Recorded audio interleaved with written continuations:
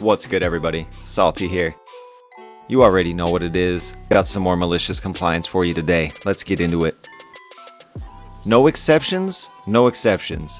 I never appreciated the saying, penny wise, pound foolish, until I started working for my current company. I could start up a new subreddit for it and fill it with stories of PWPF from these guys alone. We work 8 a.m. to 5 p.m., Monday through Friday. Some work 7 to 5 and take off early on Friday. Others work a bit later, 9 to 6. Some show up 5 to 15 minutes late and stay another 5 to 15 minutes. If there's a deadline looming, it's not uncommon to see people in the office at 6 p.m., 7 p.m., 10 p.m., or even later. We're all honest about our hours, not that it truly matters as we're all salaried. We make sure we work the overall hours we're supposed to. No one relies on us to be available, but we have all our contact info available if we are needed anyway. For the most part, it works nicely. People are happy and work gets done. Most people are happy, I should say. The bosses, they're never happy. They don't like the flex hours we've grown accustomed to and want to put a stop to it. Not too long ago, a memo was sent out. Our business hours are 8 a.m. to 5 p.m. every day. Everyone is expected to be here at 8 a.m. and leave at 5 p.m., no exceptions. John, who drives through the worst traffic in North America, no exaggeration, was a fan of the flex hours. Coming in an hour late and staying an hour late meant that he was sitting in lighter traffic each way. Mary, who has a toddler, would be a few minutes late because of said toddler. Daycare, dressing the kid, feeding the kid, whatever it was, having a few extra minutes was helpful. Myself, I was good with the 8 to 5. Sometimes I'd be a bit late. Sometimes I'd be here just on time. The 5 p.m. mark wasn't something I aligned myself with. I'd routinely stay late to get some extra work done or get ahead. Some nights I'd work at home too. No exceptions. They'd learn to hate those two words. We sure did, but we complied. Need to stay 5 minutes late to finish off this proposal that has a strict external deadline? Nope, 5 p.m., no exceptions. Wake up to bad traffic due to the weather? Looks like I'll be late. Guess I'll work from home today, or take a personal day. No exceptions. Meeting running late? Sorry, it's 5 p.m., no exceptions. I felt like crap one morning, woke up a bit late, later than I wanted to, and late enough that I would have been about 5 minutes late to the office. Was I sick? Yep. Sick enough to stay home from work? Probably not. I could have powered through it, and I wasn't contagious, but alas, I wasn't going to be late. Called in sick, no exceptions. Client wants to visit at 7:30 a.m.? No, sorry, we're not available until 8 a.m. No exceptions.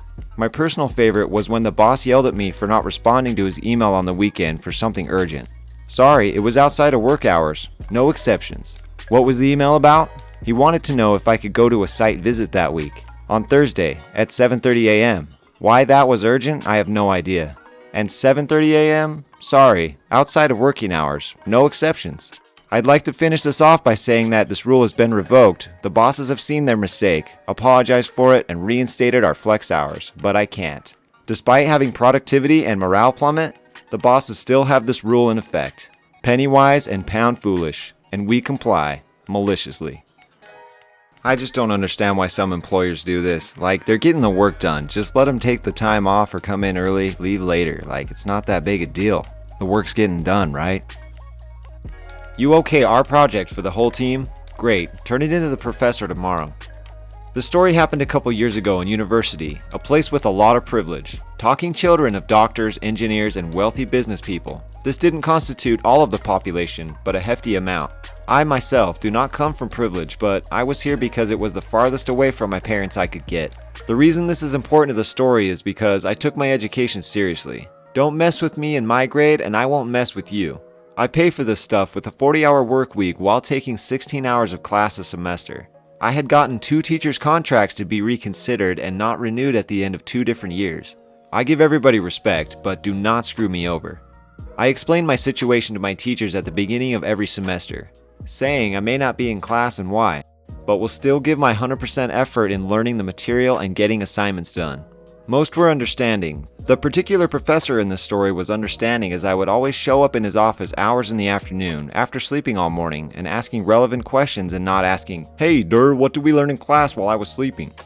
Enough of the backstory. Here are the characters, obviously nowhere near their real names. Matt, professor. Client, store owner. Damien, project partner. Jeff, project partner. Kirk, project partner. Barry, me. The spring class in this story was an Implementing Business Computer Systems class. For the yearly project, we had a real-life client that our school volunteered the students for pro bono work of small businesses in the area. We were seniors, so we were trusted with the client's work as it is oversaw by our professor. This is a big step, and I, for one, am excited. I had been doing nothing but working as a bartender/server in a fine dining restaurant and having my head in books learning how to code with barely any time to do much else. This was an opportunity to get a taste of the real world we were about to embark on. The project started out fine. We all drive 30 minutes away to meet our client, a wonderful woman that owned a small floral business, and she was paying 1-800-Flowers to sell her product for her, which came with a website itself and a huge price. This lady was also in her 60s and by no means fluent in computer. This is important for later. We talk and find out she wants a new website. Her contract with 1-800-Assholes ends in the summer. No pressure, we will be able to finish the website and give it to her by the end of the semester, if not earlier. This will give us time to teach her what is needed and what to do so that she can maintain and run the website by herself. Afterwards, we delegate the tasks, and since I have the most extensive background in coding and computers, I volunteer to learn how to create this website for our client as long as Damien, Jeff, and Kirk work on the other parts of the project, the user guide and the technical documentation. For our client, this is needed to be extensive so that she would be able to post her product on the website with an easy transition. The malicious compliance is coming, I swear.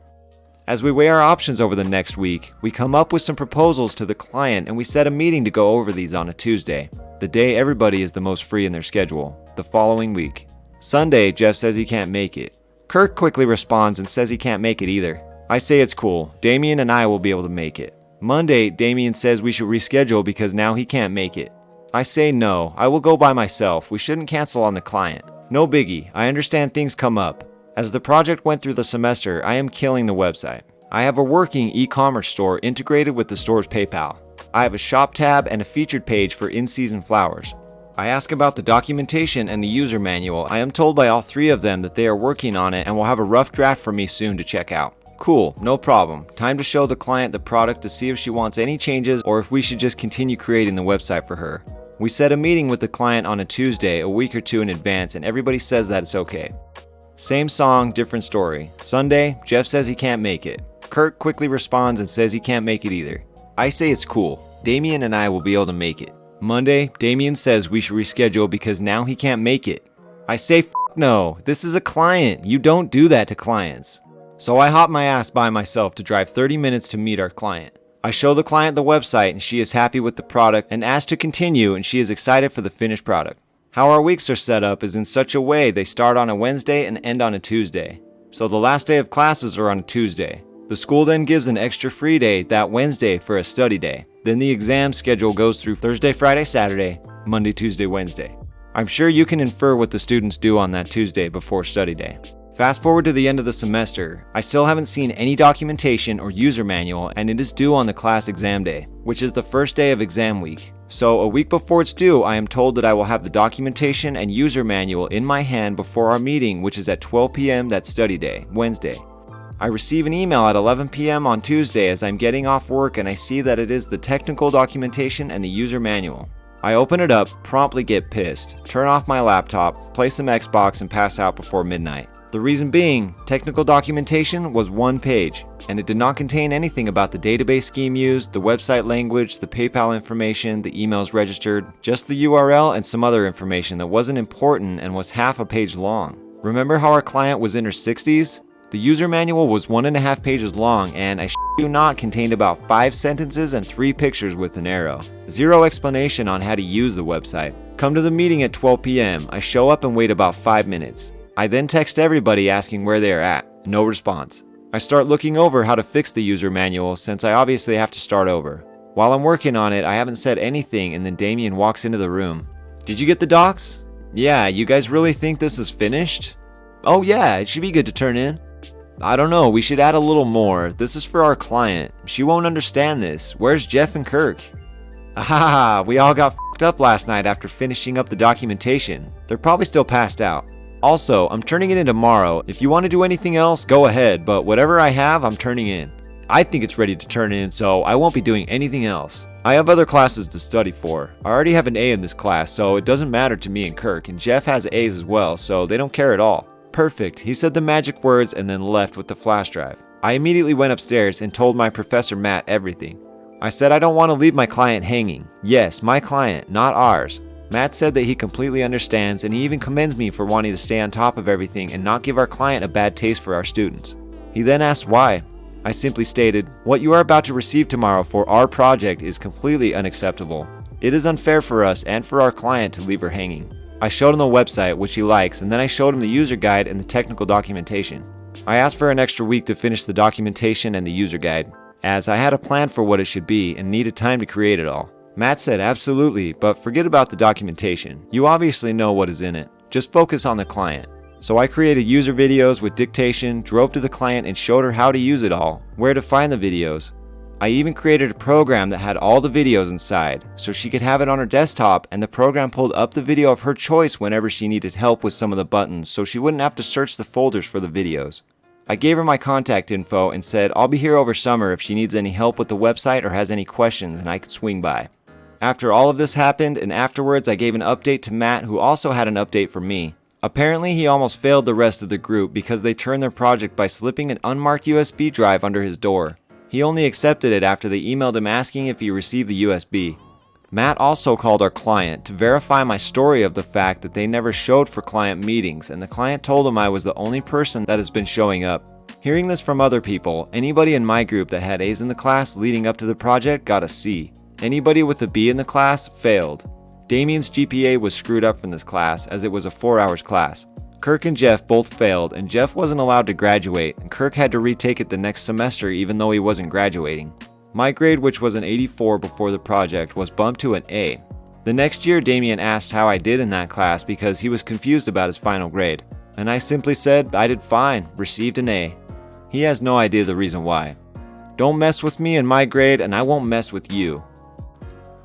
I always hated those team projects, especially if you had your friends, man. You never got shit done.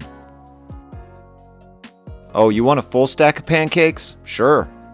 This happened a few years ago, but I think about how amazing the waitress was to this day. Waitress W, cook C, rude ass customer RA. So I went to a diner with my mom when I was 13. It was a weekday, so there weren't a lot of people there. Summer break for us. Mom's a teacher. We were on vacation by the beach and had walked past this place and decided to try. When we went inside, we saw that we were the only people in the place except for one waitress and the line cook, who was visible because the griddle was in the front of the house. We sat at the counter and the waitress took our drink order and we chatted for a bit. This was an older lady and she was really funny. The cook also talked a little and he seemed like a nice guy. On the menu it said they sold their pancakes by the each. I asked the waitress when she came back why that was. "Because they're bigger than a dinner plate, darling," she responded laughing.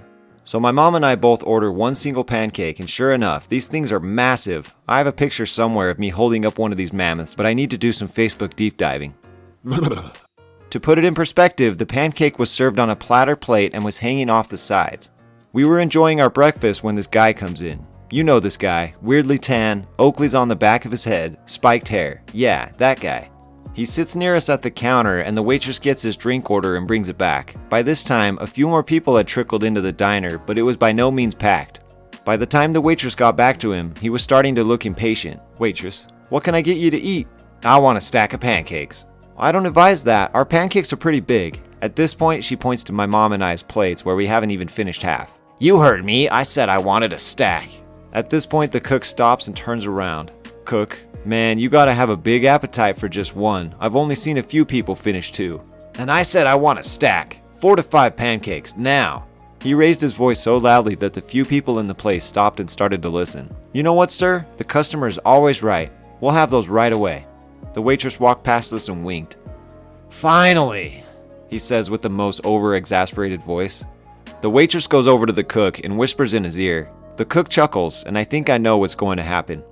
About 15 minutes later, the waitress turns around with a stack of pancakes almost double the size of our already massive pancakes. They're so large, in fact, that they're draped over 2 platter plates. The waitress sets the stack of 5 beasts down, and the guy turns beet red. At this point, everyone wanted to see him get put in his place or admit he was wrong, so the whole place was silent. He said nothing and looked down with defeat. He managed to eat half of the first pancake and sheepishly asked for a to-go box and left. Moral of the story, if the waitress and the cook say not to order something, don't do it. Why do I always read these food ones? I get so hungry. Alright everybody, that's it for today's episode of Malicious Compliance. Make sure to smash that like button and subscribe if you haven't already. Also, we got some giveaways on Discord coming up, so make sure you're on the server. Link is in the description.